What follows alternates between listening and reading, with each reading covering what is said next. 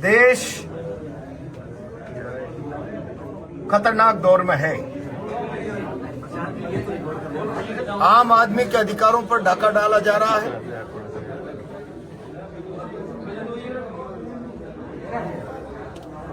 Vote की ताकत जो आम आदमी के पास संविधान द्वारा दी गई सबसे बड़ी ताकत है, सत्ता के भय से उसको भी छीने जाने का प्रयास किया जा रहा है। और इसके लिए पुलिस प्रशासन सारी की सारी शासन तंत्र की प्रशासनिक मशीनरी का उपयोग करना, मैं बहुत जिम्मेदारी से कह रहा हूं कि अगर वोटिंग का अधिकार, उसकी ताकत लोगों के हाथ में नहीं बची तो भारत में संविधान का कोई मूल्य नहीं बचेगा। महत्वपूर्ण मुद्दा है। दूसरा, राजस्थान में चारों तरफ अराजकता है, अव्यवस्था है, विकास नाम की कोई चीज नहीं है। राजस्थान त्रायमाम कर रहा है, सरकार बेखबर है। पूरा राजस्थान अतिवृष्टि से पीड़ित है। खासतौर से कोटा और बूंदी जिले के कई गांव में तो करोड़ों रुपए का नुकसान। और भारतीय जनता पार्टी की सरकार के प्रतिनिधि लोगों के बीच में जाकर फोटो खिंचाने के अलावा अब तक कोई राहत प्रदान नहीं कर पाए।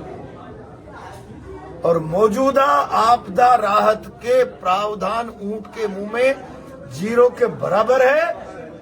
ये प्राकृतिक आपदा की भरपाई नहीं कर सकते। लोगों का तबाह हो गया, परिवार जीवन तबाह हो गया। हमने मांग की है सरकार नुकसान की भरपाई के लिए स्पेशल पैकेज की घोषणा करे। अकेले निमोदा गांव में प्राकृतिक आपदा से ज्यादा मानवीय त्रुटि, एक ठेकेदार को जो भाजपा का कार्यकर्ता है तालाब की मछली का इलीगल ठेका देके जाल लगाने का उसको परमिशन दे दी, अवैधानिक। उसका परिणाम यह हुआ कि अगर तालाब दिन की जगह रात को टूटता तो 150 लोगों की कैजुअलिटी होती है। सारे गांव में देखते देखते चंद पलों में आदमी डूबे, इतना पानी आ गया। दिन का समय था, जान माल तो जान बचा ली, माल नहीं बचा पाए। लोगों के लहसुन, गेहूं, धनिया, चना, सारा गांव सड़ रहा है। जानवर बंधे के बंधे रह गए। कौन जिम्मेदार है इन हालातों का? और इन हालातों में जब राम रूठ जाए तो राज से जनता अपेक्षा करती है। राज नोटंकी कर रहा है, मजाक कर रहा है। इसलिए जब तक स्पेशल पैकेज जारी नहीं करते लोगों को राहत मिल नहीं सकती। स्मार्ट मीटरिंग के नाम पर पूरे देश की बिजली व्यवस्था को निजीकरण की तरफ धकेलने का प्रयास हो रहा है। एक तरफ तो प्रधानमंत्री जी कहते हैं 80 करोड़ लोगों को मैं 5 किलो गेहूं मुफ्त का देता हूं। जब 80 करोड़ लोग जिस देश में 5 किलो मुफ्त के गेहूं पर जीवन बिता रहे हैं,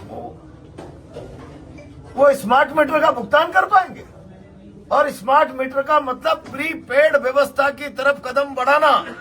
रात के 2 बजे लाइट चली गई, सुबह कमाता है, शाम को खाता है, उससे ये अपेक्षा करोगे कि वो रात को 2 बजे जून की भारी उमस भरी गर्मी में अपने फोन से रिचार्ज कर देगा? इस सारे देश के साथ अन्याय है, अन्याय। इन सारी बातों को लेकर पूरी ताकत से बंद करो ये वोटों पर लूट डकैती। प्रजातंत्र में सरकारें सुरक्षा की गारंटी है, भय का कारण नहीं। भयग्रस्त करके आप मतदाता को अपने मत के अधिकार को बदलने के लिए मजबूर कर दो। तुम्हारी खान बंद कर देंगे, तुम्हारा व्यापार बंद कर देंगे, तुम्हारा तबादला कर देंगे, तुम्हारी मशीनरी जब्त कर देंगे, रोजगार के साधन संसाधनों का सत्यानाश कर देंगे। क्या ये प्रजातंत्र में स्वच्छ परंपरा है? क्या ये वोटों के अधिकार की ताकत जो संविधान देता है, इसके अलावा जनता के हाथ में अपनी शक्ति प्रदर्शित करने का कोई दूसरा हथियार नहीं है? उस पर भी डाका डाल दो। कहां ले जाना चाहते हैं देश को?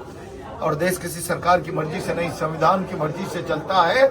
और संवैधानिक प्रावधानों पर सीधा सीधा खंजर चलाना मैं समझता हूं लोकतंत्र की हत्या है, संविधान की हत्या है। कांग्रेस पार्टी इसे बर्दाश्त नहीं कर सकती। राहुल जी खड़गे जी ने पूरे देश में अभियान चला रखा है। 10 तारीख को हमारा भी प्रदर्शन होगा। बंद करो ये संविधान की हत्या, वोटों की लूट डकैती। तो कोटा में कानून व्यवस्था बिल्कुल खराब हो चुकी है, लोगों की सुनवाई नहीं हो रही है। कैसे कानून व्यवस्था चलेगी? यहाँ न एसपी की चलती, न आईजी की चलती। वो टाइम पास कर रहे हैं, हाजिरी भर रहे हैं। एक प्रमोटिव व्यक्ति होदेदार बनकर सारी व्यवस्था को गौण कर रहा है और उसका करैक्टर ये है कि उसके चेंबर में एक तरफ पुलिस के अधिकारी बैठते हैं, दूसरी तरफ सामने शहर के टॉप क्रिमिनल्स बैठते हैं। क्या संदेश देना चाहते हो? क्या इस तरीके से आप शहर की कानून व्यवस्था मेंटेन कर लोगे? जानबूझकर भाजपाई शासन शहर की नहीं पूरे राजस्थान की कानून व्यवस्था खराब करके अराजक हालात पैदा करना चाहता है। हम भाजपा के शासन की इस मंशा को पूरा नहीं होने देंगे। सड़कों पर ईंट से ईंट बजा देंगे। 10 तारीख प्रातः 11 बजे किशोर सागर तालाब से जुलूस प्रारंभ होगा, कलेक्ट्रेट तक जाएगा। आप मानना, स्टेट नई दिल्ली की सरकार के कानून के पर्दे फाड़ देगा हमारा प्रदेश। कितने लोग शामिल होने की संभावना? अब ये तो 10 तारीख को आप अंदाजा लगा के बताना कितने लोग आए हैं, आपको अंदाजा लग जाएगा। ये राजनीतिक दल का प्रदर्शन नहीं, पीड़ित जनता की भागीदारी जब बनेगी ना, भागीदारी तब लगेगा। अत्याचारों की तस्वीर है ये प्रदर्शन दिल्ली और प्रदेश की।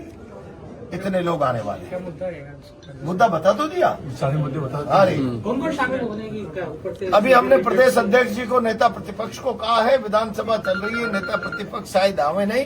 प्रदेश अध्यक्ष जी और किन किन लोगों को आना है, जिला संगठन ने प्रदेश संगठन को लिख दिया है। प्रदेश संगठन अपने हिसाब से